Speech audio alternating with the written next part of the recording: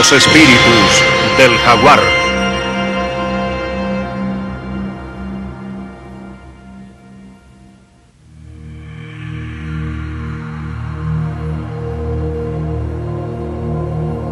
Los habitantes de Centroamérica creían que al principio los dioses habían despertado al mundo a su existencia.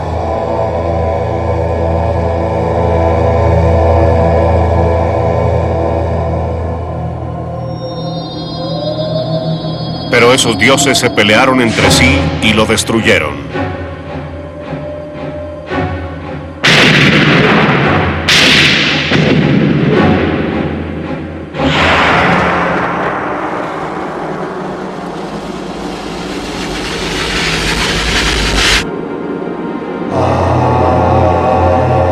Varias veces acabaron el mundo y lo volvieron a crear. Las armas que emplearon fueron las fuerzas de la naturaleza.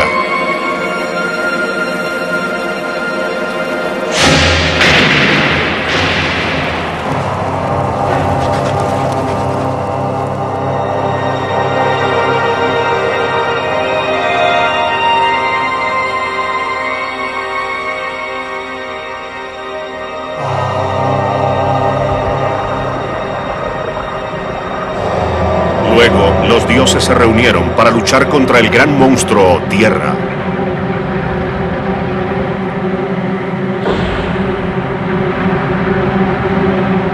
Su cuerpo despedazado se levantó de las aguas para formar las montañas del mundo.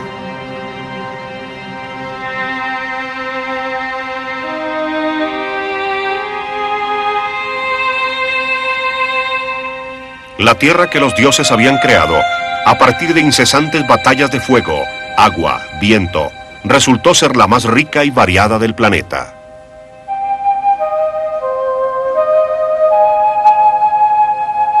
La espina dorsal del monstruo Tierra recorre Centroamérica, a todo lo largo, atravesando montañas, lagos y volcanes, con paisajes que van desde cañones cubiertos de pinos hasta grandes desiertos.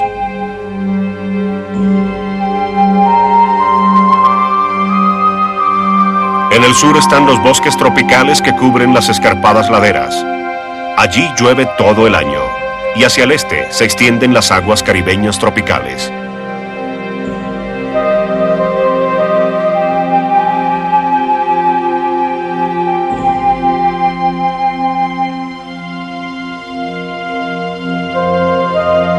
De esta gran diversidad surgieron culturas y civilizaciones moldeadas por sus alrededores.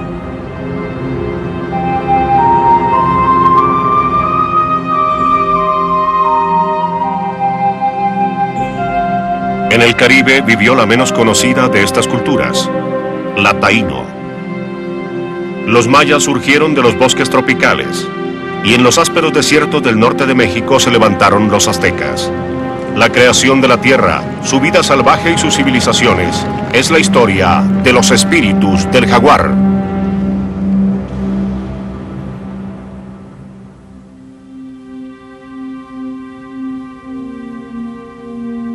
Este programa se ocupa de la creación de América Central, esa tierra que se extiende entre los grandes continentes del Norte y Suramérica, al este de las islas del Caribe. Forjando un nuevo mundo.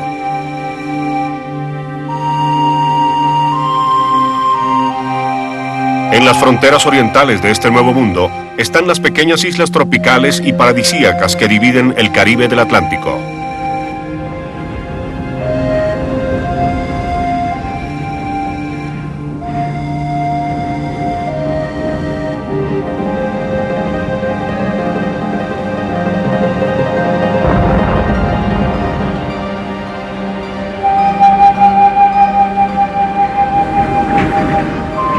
Entre ellas se encuentran las grandes islas caribeñas de Puerto Rico, La Española, Cuba y Jamaica.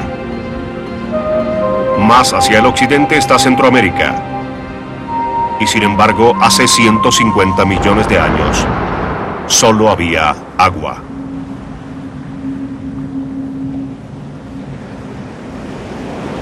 Volcanes subacuáticos situados en el lejano occidente a más de 1000 kilómetros en el Pacífico forjaron las islas del Caribe.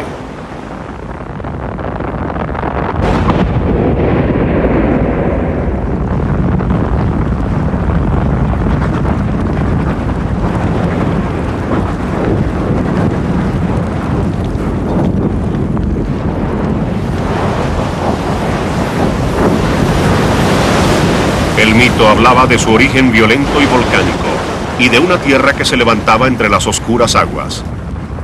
Y ciertamente, a lo largo de milenios, las islas emergieron como resultado de la batalla entre el mar y la fiera tierra. Y estas agrestes islas rocosas se hicieron cada vez más grandes y más numerosas.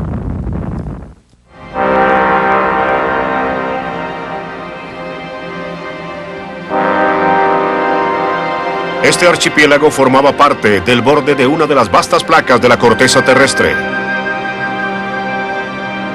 A medida que comenzó a moverse la placa, las islas iniciaron un extraordinario viaje en dirección al oriente, hacia la brecha entre el norte y el sur de América. A medida que se acercaban, las islas se fueron agrupando hasta quedar arañando los continentes.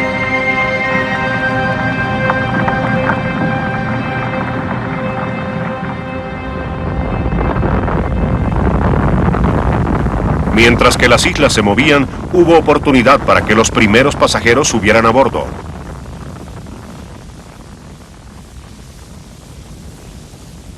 El viento portaba diminutas esporas de helecho, que se establecieron en las peladas laderas a lo largo de milenios.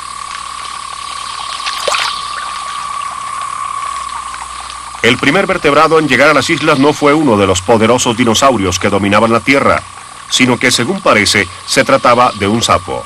Este inverosímil pionero se abrió paso saltando la cadena de islas desde Sudamérica.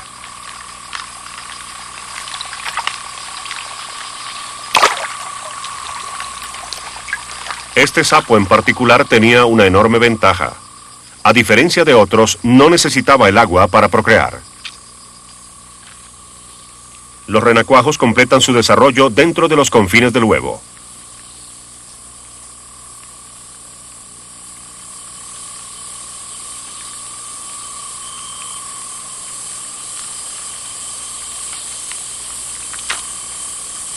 Los diminutos colonizadores emergieron listos para extenderse por los oscuros bosques.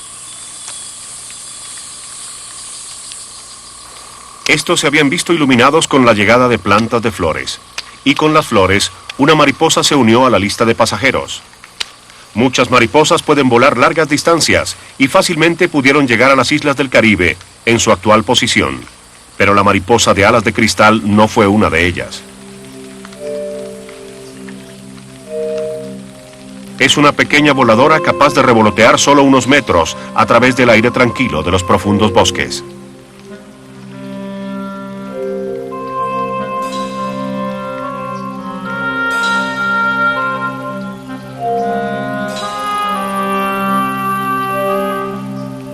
La mariposa alas de vidrio debe haberse unido a las islas cuando dejaron de moverse, pero las islas no permanecieron cercanas a los continentes.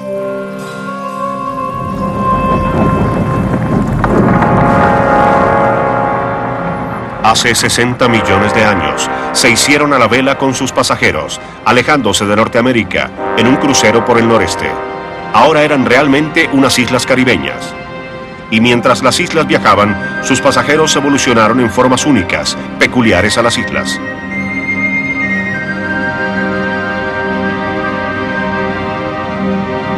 Luego, hace 50 millones de años, las islas norteñas se estrellaron contra la sumergida masa rocosa del Banco de las Bahamas. La colisión creó la más grande de las islas del Caribe, Cuba.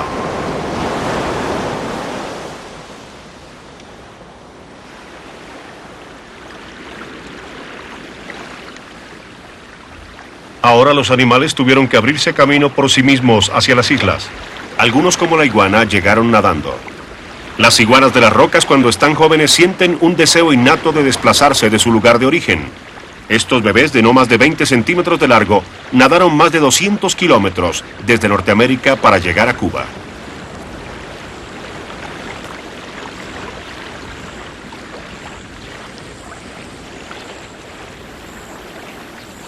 Las iguanas habrían de formar una dinastía de isleños.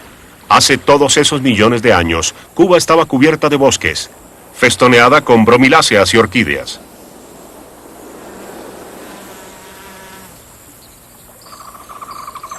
Esta pequeña ave, el todi, ya estaba en Cuba, pues se había ido como polizón cuando las islas se alejaron de Norteamérica. El tominejo no es un volador de maratón. En pocas palabras, sus alas erizadas están diseñadas para vuelos cortos, que emprenden persecución de los numerosos insectos que hay en la isla.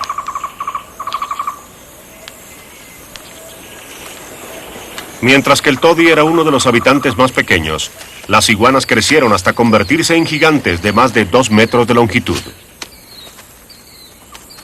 Mover la cabeza es una amenaza para impedir que otras iguanas se apoderen de estas plantas alimenticias como las cicádeas, pues estos reptiles de aspecto feroz en realidad son vegetarianos. Las iguanas de las rocas son fieramente territoriales. Los machos vigilan la comida y a las hembras las protegen contra cualquier intruso.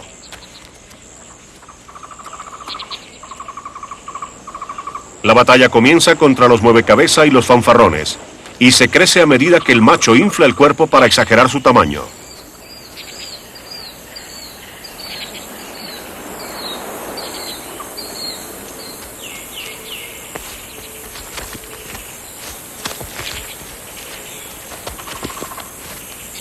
Si falla la exhibición, entonces empieza la contienda armada.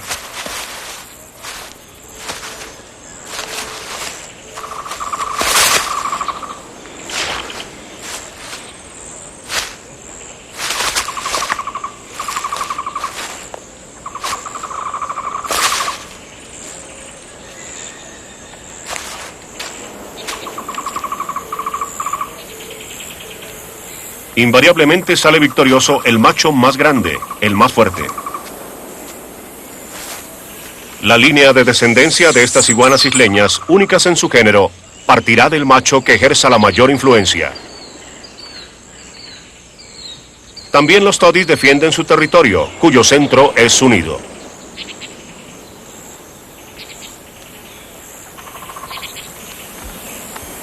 Como su lejano ancestro, el martín pescador, los todis hacen sus nidos en huecos de troncos.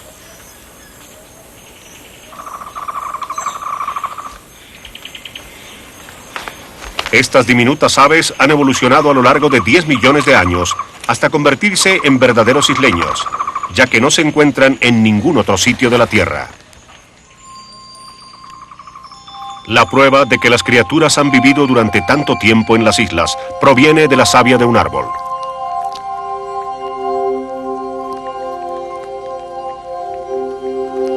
Las copiosas cantidades de savia no simplemente absorben plumas perdidas, sino que atraen insectos. Un incauto queda atrapado.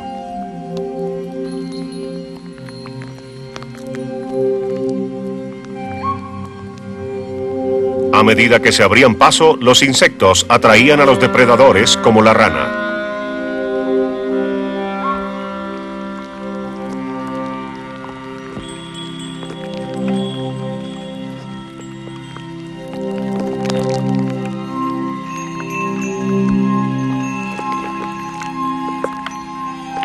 Fueron absorbidos. Su destino quedó prácticamente sellado.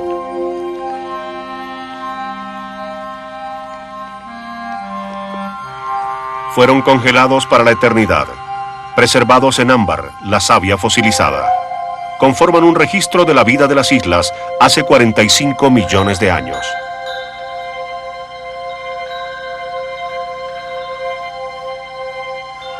La borlilla de una planta, tomada en el instante mismo de esparcir su polen.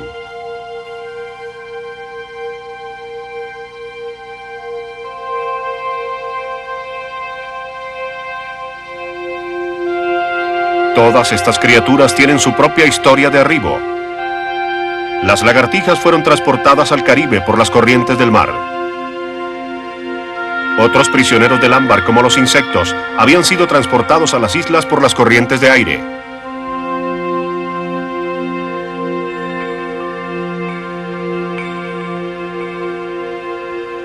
El más notable de todos los inmigrantes ayudados por el viento fue el ancestro de este colibrí.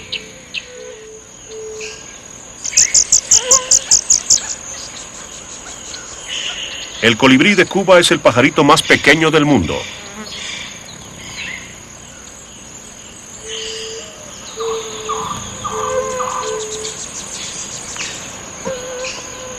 El cuerpo de la hembra mide 2 centímetros de largo.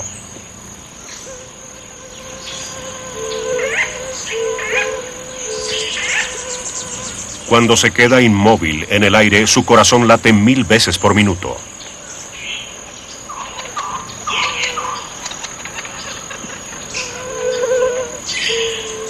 La hembra es tan pequeña que corre el riesgo de quedar atrapada en la red de una araña cuando está tareada recogiendo seda para su nido.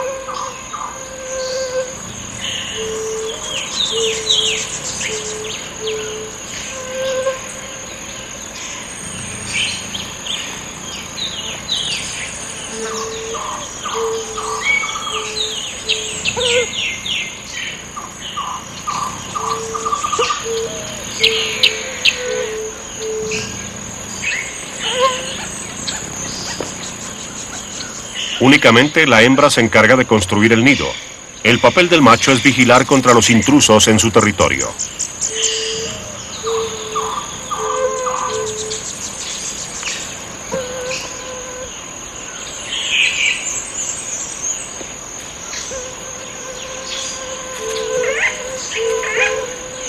Para esta maravilla de la miniaturización, hasta los gusanos parecen peligrosos.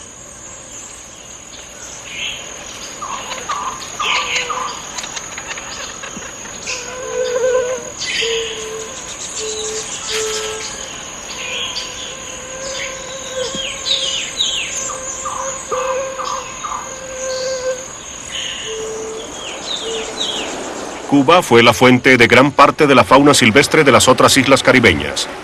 Pero luego, mientras estaba firmemente adherida al Banco de las Bahamas, apareció una grieta en la placa de estas islas caribeñas. Las islas vecinas se movilizaban en dirección oriental, llevándose con ellas sus propias arcas de Noé con plantas y animales.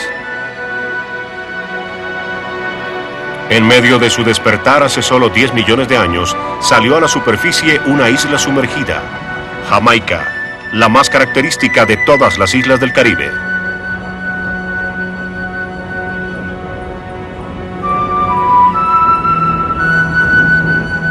Millones de años bajo el agua le significaron a Jamaica emerger como un suelo virgen para recién llegados, que habrían sido aplastados por la competencia en las islas más antiguas. Aún hoy se ve diferente, y es diferente de todas las demás.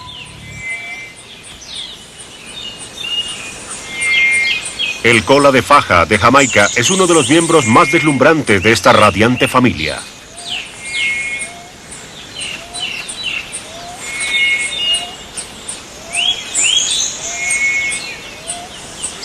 Sus ancestros llegaron provenientes de América Central, a llenar en esta tierra la vacante dejada por el colibrí.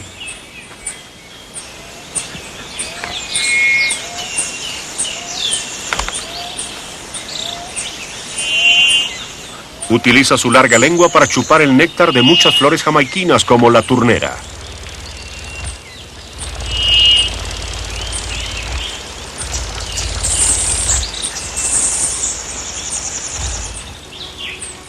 Una de sus plantas favoritas es la bromilácea gigante. La espiga de la flor mide 1 metro de altura y provee suficiente néctar rico en azúcar para servir de combustible al energético vuelo del colibrí.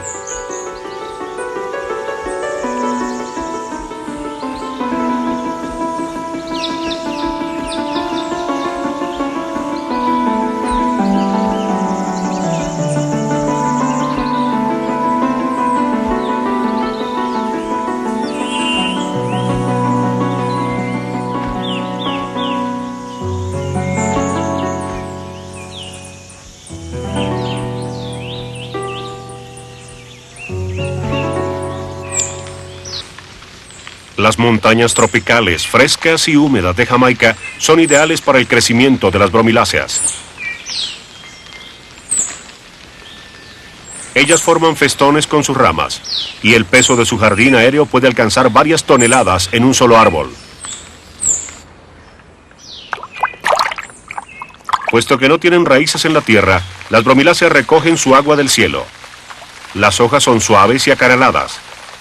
El agua lluvia corre por ellas y se acumula en la base de la planta.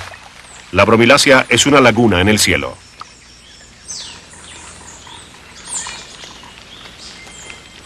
La planta, con su propio depósito de agua, es un mundo en miniatura, habitado por un sinnúmero de criaturas.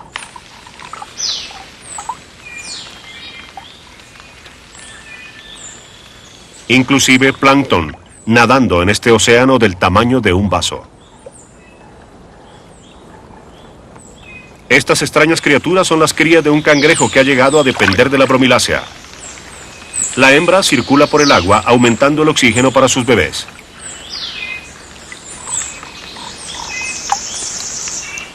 Estos crecen en la bromilácea custodiados por su madre.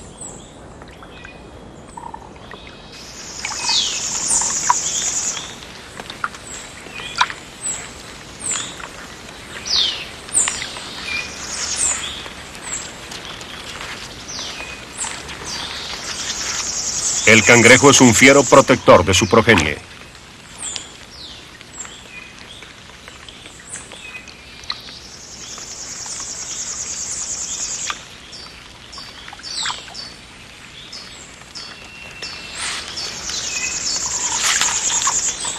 Pero en este momento está atrapando comida para ellos.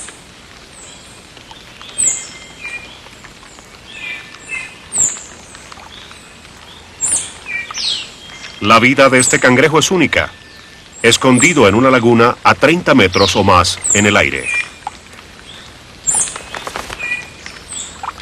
Pero hasta este mundo liliputiense tiene sus depredadores. El pájaro negro jamaiquino ha evolucionado un pico largo y puntiagudo para escudriñar la vida en la bromilácea.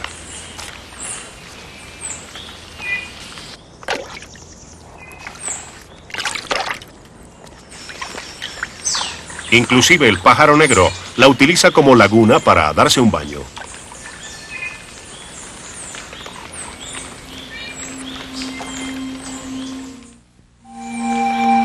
La mayoría de los habitantes del Caribe llegaron hace unos 2 millones de años.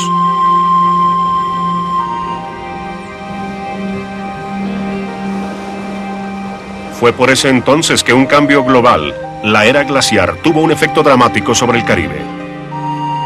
El nivel del mar cayó gradualmente y en lugar de los pantanos aparecieron los mares coralinos, bancos de arena y eventualmente las islas.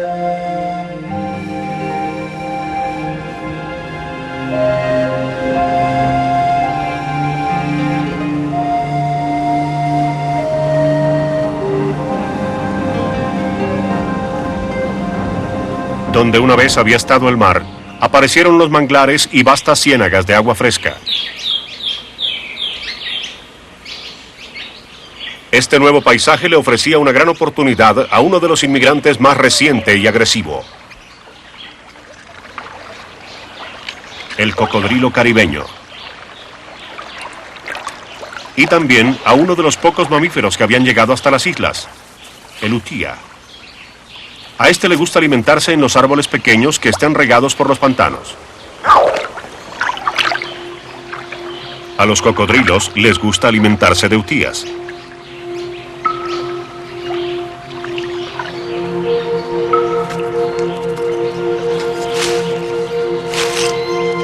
Aparentemente la altura ofrece seguridad, pero este utía está atrapado en un árbol aislado.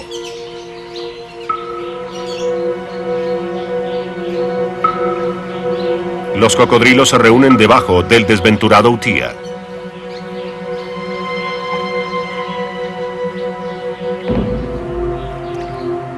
El cocodrilo del Caribe tiene un método de cacería inusual.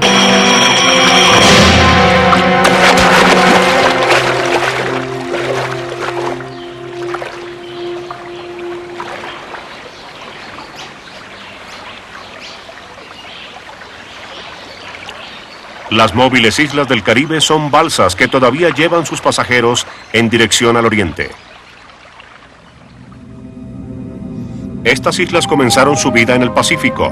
Vinieron por una puerta abierta. No había conexión entre Norte y Sudamérica. Pero hace 15 millones de años, más allá de la brecha acuática en el Pacífico, apareció en el horizonte un nuevo conjunto de islas volcánicas.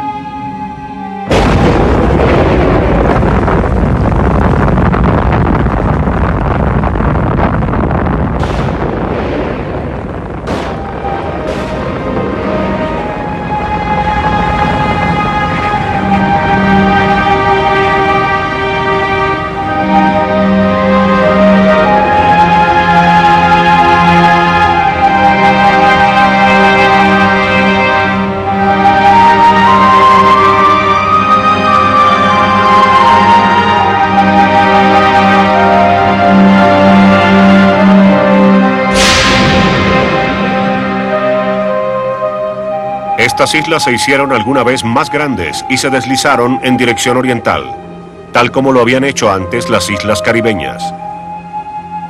Estas nuevas islas, arrastradas por la corriente, estaban destinadas a convertirse en América Central, el puente de tierra que conectaría los dos continentes.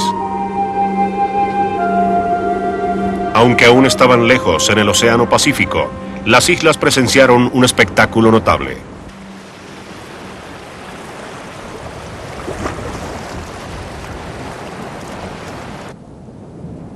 Cada año, las tortugas, las nómadas de los océanos, visitaban estas apartadas islas.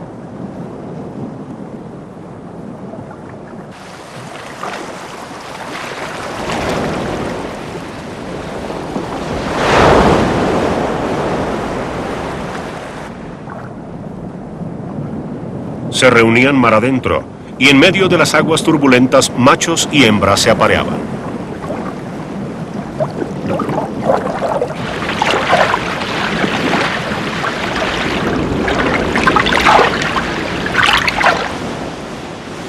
Luego las hembras esperaban el tibio aire nocturno.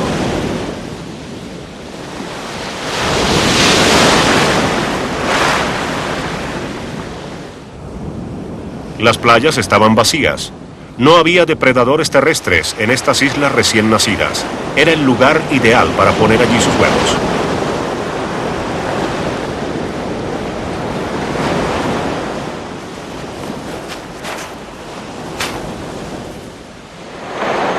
Durante millones de generaciones, mientras las islas se deslizaban por el Pacífico, cantidades de tortugas Ridley llegaban para hacer sus nidos en las playas.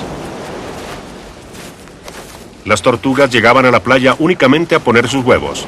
En el término de unas horas, las hembras se replegaban en su mundo oceánico.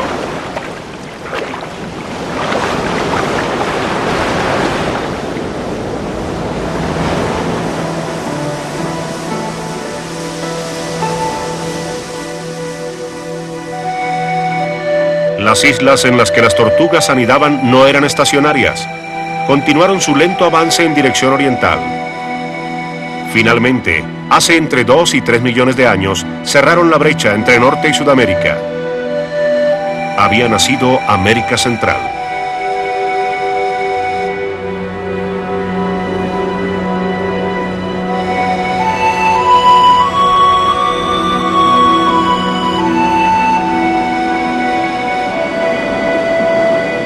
Una de las primeras criaturas en aventurarse por este puente de tierra fue el coatí. Llegó del norte y encontró comida en abundancia en las desoladas islas de las tortugas. El coatí tiene un magnífico sentido del olfato y desde entonces no hubo un lugar seguro para los nidos de las tortugas.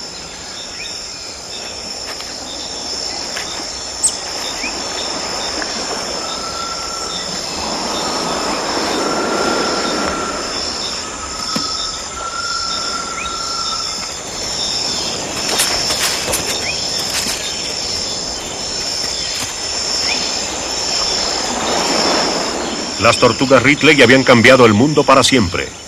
Los nuevos depredadores estaban allí, porque esta ya no era una isla. Ahora era parte de un puente de tierra que dividía dos océanos. Y estas tortugas, criando en una playa del Pacífico, habían quedado separadas de sus parientes, que quedaron al lado del Atlántico. Con el tiempo evolucionaron en dos especies diferentes.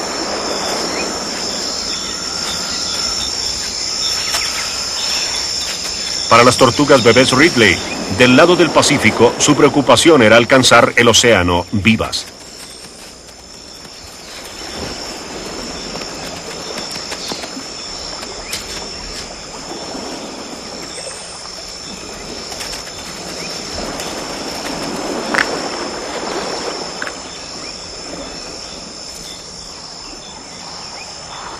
Había demasiadas mandíbulas y picos asesinos.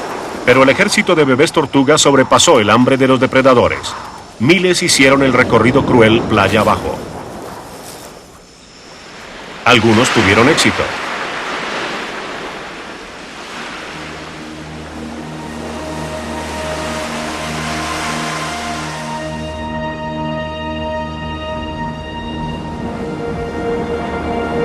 En los primeros días de América Central, la tierra estaba cubierta de bosques y pastos efímeros, ideales para otro viajero de Norteamérica, el venado.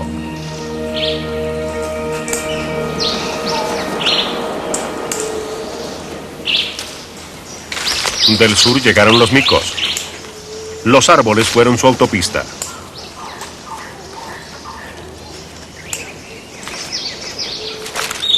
Habían evolucionado en los extensos bosques sudamericanos. A medida que los árboles colonizaban el puente terrestre, lo propio hacían los primates.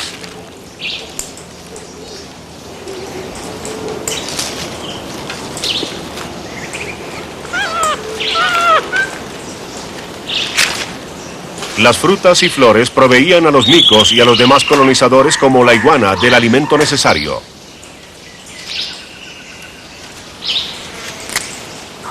La ardilla viajó desde Norteamérica, donde no había simios. Ambas criaturas se alimentaban de las mismas frutas, nueces y flores. ¿Sería Centroamérica lo suficientemente grande para los dos?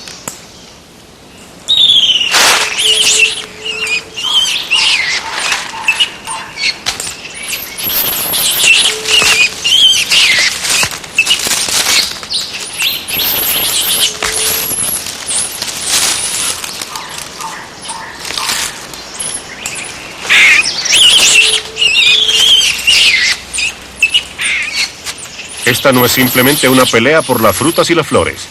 Los micos tienen además gusto por la carne.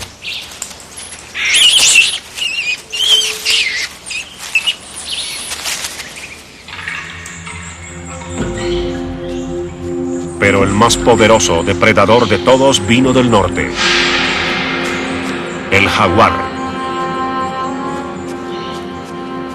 Habría de viajar hacia el sur por el corredor de Centroamérica, a medida que las criaturas del sur se trasladaban al norte. Por primera vez se cruzaron en el camino jaguares y osos hormigueros. El oso hormiguero se internaba tanto al norte que llegaría hasta México. El jaguar extendería su dominio para toda Sudamérica. El puente terrestre se convirtió en la autopista para los mamíferos de los dos continentes. Extraños sudamericanos como el armadillo acorazado atravesaron pantanos y pastizales.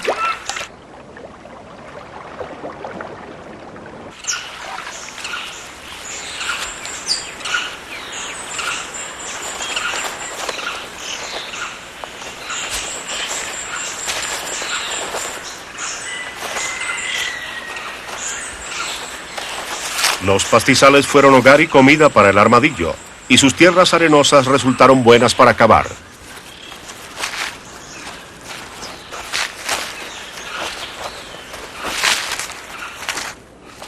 Este mamífero primitivo, que fue uno de los primeros colonizadores, tiene una biología curiosa. La hembra da a luz cuádruples. Los bebés son clones. Idénticos.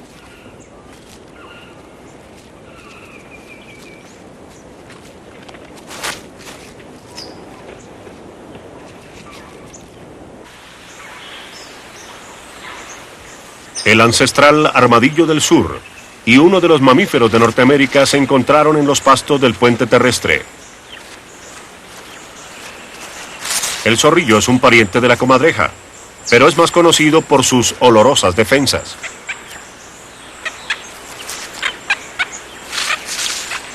Como un farol, el zorrillo levanta su glándula por los aires para ayudar a diseminar el olor.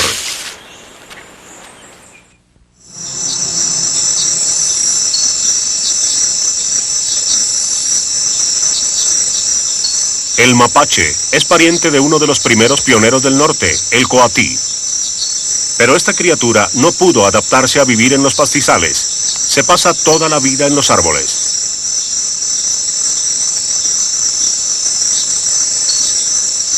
Ha renunciado a cualquier sabor a carne y a huevos. Su dieta se compone de néctares, flores y frutas de los bosques.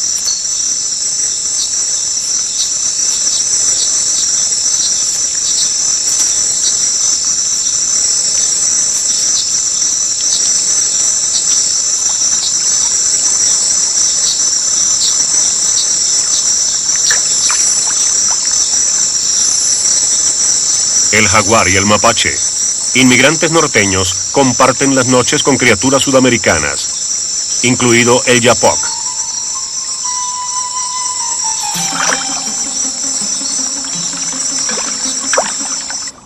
Él rastrea las aguas, esperando que algún pez toque sus sensibles patas. El yapoc es un marsupial. Está tan adaptado a la existencia acuática que lleva la bolsa al revés para evitar que se llene y el bebé se ahogue.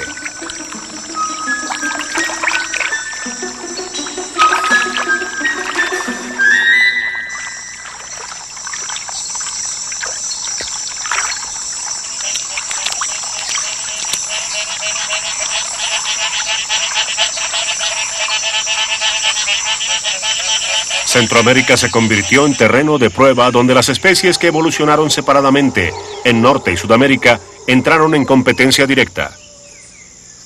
A medida que se iban adaptando a este enfrentamiento, la Tierra fue desarrollando una atmósfera muy propia.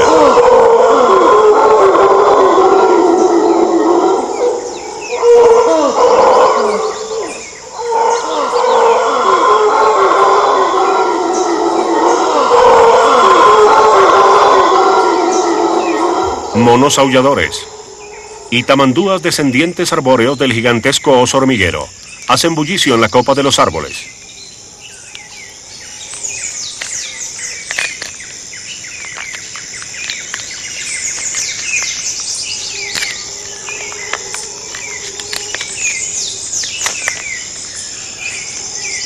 Comparten el bosque con aves que son totalmente originarias de Centroamérica, como la oropéndola de Montezuma.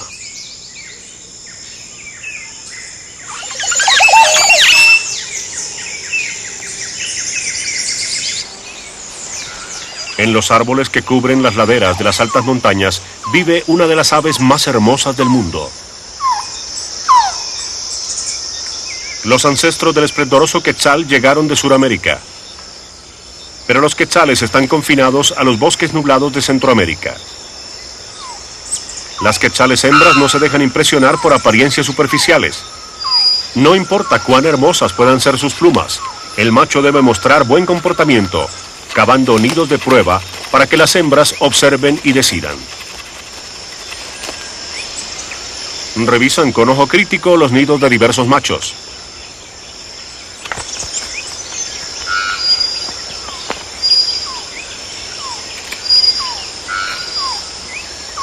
Las posibilidades que tiene el macho de procrear dependen de la decisión que ella tome.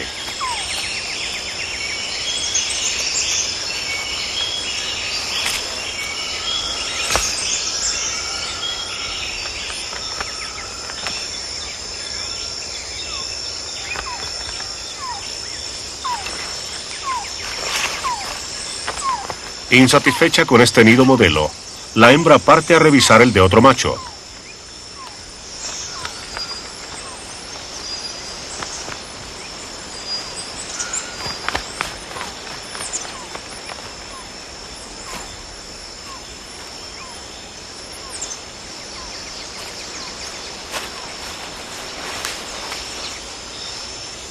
Un candidato igualmente hermoso espera su oportunidad de mostrar su obra manual.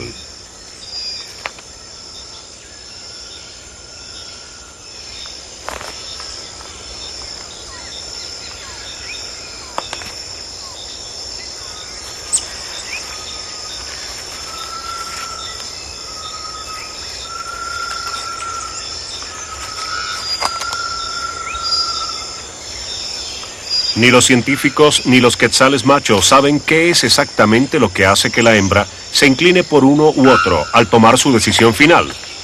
Ambos sospechan que no importa cuán crítica se muestre la hembra, el espléndido plumaje del macho no resulta totalmente ajeno a la decisión.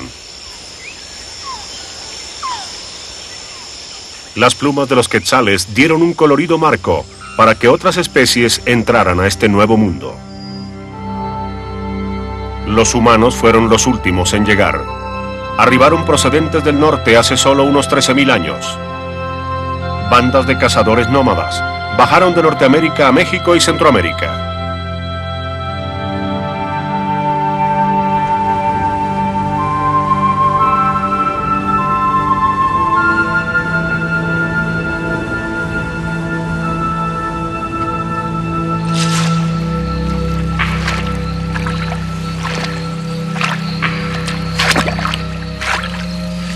Eran cazadores, iban tras los enormes mamíferos que existían en ese entonces, como el mamut imperial, que se alimentaba de la exuberante vegetación de las márgenes de los lagos.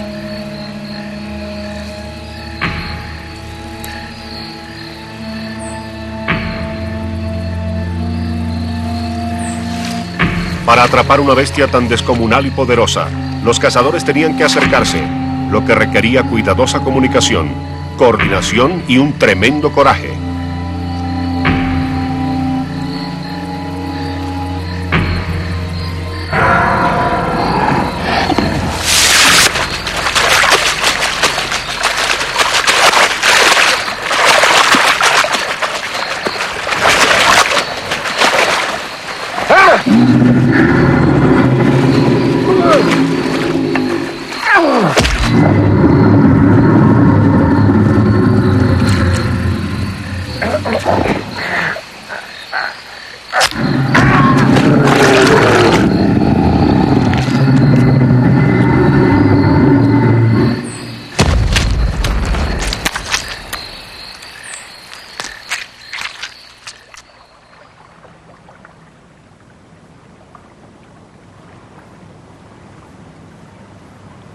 Hace unos 7000 años, los cambios de clima y el exceso de la caza produjeron la extinción del mamut.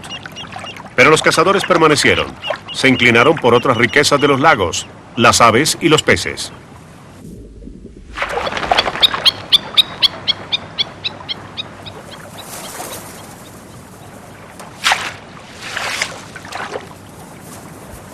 Y entonces, hace unos 5000 años, los seres humanos comenzaron a remodelar la tierra. Se inventaron la agricultura. Comenzaron a cosechar. Fertilizada con los peces de los lagos, esta planta revolucionaría América.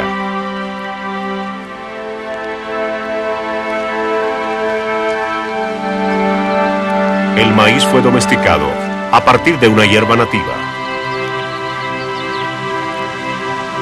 Con el advenimiento de la agricultura, los pueblos comenzaron a establecerse en comunidades estables, que comenzaron a crecer, a hacerse más complejas.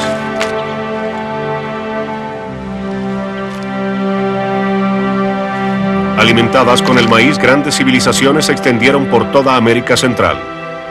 La tierra que las vio nacer habría de forjar su carácter, lo mismo que los animales y las plantas que las rodeaban. La cultura más misteriosa fue la de los taíno, los habitantes del Caribe. Su forma de vida se basó en la riqueza del mar tropical.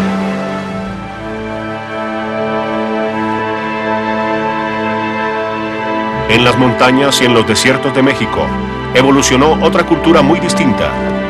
Los aztecas fueron una raza de guerreros que construyó un gran imperio. No obstante, vivían temerosos de que el sol no se levantara, a menos que ellos derramaran sangre humana. En los bosques tropicales vivió la civilización más desarrollada de las Américas, los mayas. La historia de los mayas y de su mundo es el tema del próximo episodio de Espíritus del Jaguar.